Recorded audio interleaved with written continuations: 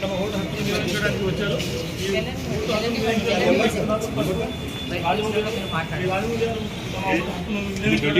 Polling station ఆయన లోపలికి ఎదగడానికి తమ హక్కు చూసుకుని లోపలికి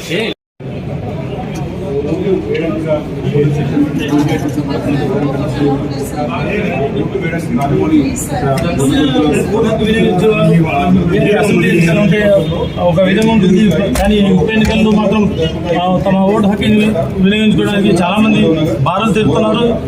ఈసారి ఓటు హక్కు వినియోగించుకునే శాతం కూడా పెరిగే అవకాశాలు ఉన్నట్టు మనకు సమాచారం ఉంటుంది. మనకు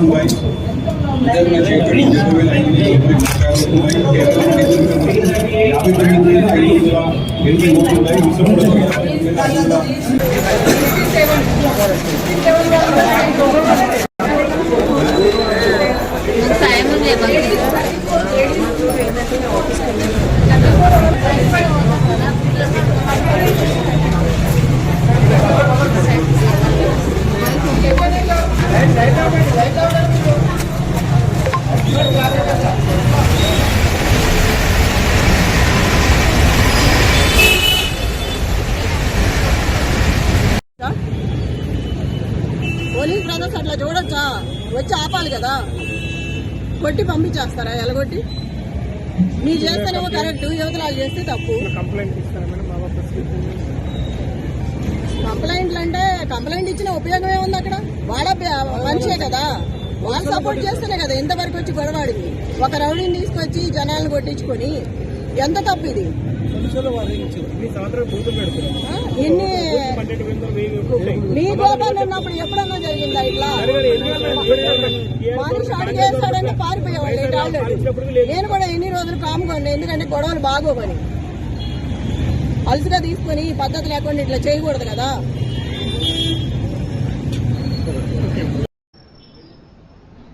ప్రతి పోలీసు ఎంత సపోర్ట్ అంటే అంత సపోర్ట్ చేస్తున్నారు వాళ్ళకి. ఏంటి రౌడీ దానికి సపోర్ట్ చేస్తారా?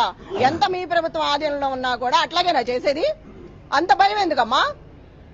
జెన్యూన్ గా ఉండండి. వాళ్ళకి చేయొద్దు, మాకు చేయొద్దు. జనాలు ఎంత భయపడుతున్నారు. బోరుబండ మొత్తం బెదిరిస్తున్నాడు ఒక రౌడీ షీటర్. రౌడీ షీటర్ చావు కారణమైన బాబా కూడా అదే కదా, దాని వల్లనే కదా. అట్లాంటి వాడిని హౌస్ అరెస్ట్ చేయకుండా బయటకు వదులుతారా? నీ ఇష్టం వచ్చినట్టు చేయ, మేము సపోర్ట్ ఉంటామని. ఇప్పుడు సపోర్ట్ చేస్తే కదా అట్లా చేసింది. రౌడీస్ని సపోర్ట్ చేసి కార్యకర్తలను కొట్టించి టేబుల్స్ తీసి ఇసిరేసి అట్లా కొట్టుకుంటారు ఎవరన్నా? లేడీస్ని బెదిరించి ఆశా వర్కర్లు ఓటు అయిపోతే మిమ్మల్ని తీసేస్తాము. ఏందండి దాన్ని? ఒక రౌడీజం తయారైంది ఆ సిటీలో.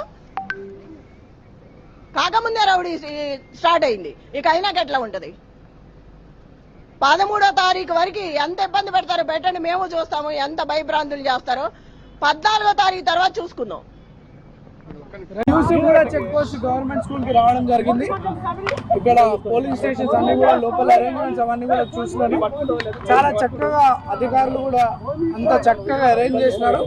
అండ్ 1 అవర్ లోనే ప్రతి పోలింగ్ స్టేషన్ లో దాదాపు 100 ఓట్స్ వరకు పోల్ అయినాయి.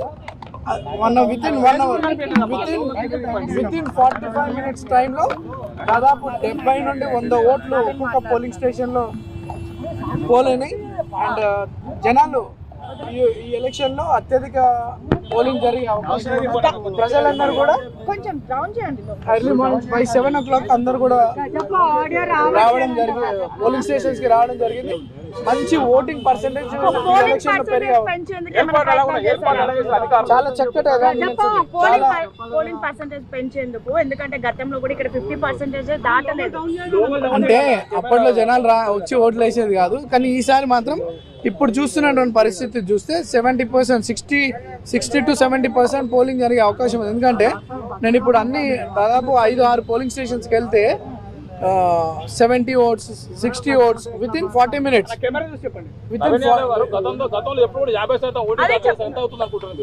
నాకు తెలిసి 63%, 60 to 63% జరిగే అవకాశాలు ఉన్నాయి. నేను 10 o'clock నా ఓటు మా ఫ్యామిలీ మెంబర్స్ తో కలిసి వాల్టర్ వెంకటగిరి స్కూల్లో జూబ్లీహిల్స్ ఒక ఫస్ట్ టైం ఓటర్స్ కి కానీ vote for your future, vote for your constituency development, not for sympathy, not for sentiment. ఇది మన భవిష్యత్తుకి సంబంధించిన ఎన్నిక కాబట్టి చాలా తెలివిగా జాగ్రత్తగా ఓటు వినియోగించుకోవాలని నేను యూత్కి అప్పీల్ చేస్తాను. That is all common. అవన్నీ కూడా అధికారులు దాన్ని రాటిఫై చేస్తారు. స్టార్ట్ అయిన టైం నుండి దాన్ని చేస్తారు. లేదు ఈసారి యూత్ అంతా కూడా, యూతే కాదు జనరల్గా చాలా మంది ఓటర్స్ నెగ్లెక్ట్ చేస్తారు election. But this time 10 to 15% polling percentage పెరిగే అవకాశం ఉంది. ఈ వాతావరణం చూస్తుంటే ఒక 10% ఓటింగ్ పర్సెంటేజ్ పెరిగే అవకాశం ఉంది. అదే చెప్తున్నాను కదా, మీ భవిష్యత్తుకు ఓటేయండి. లేదు ఇక హాలిడే లాగా ట్రీట్ చేస్తలేరు.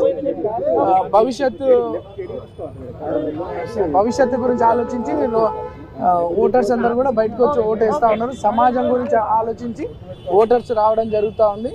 ఈ ప్రాంతం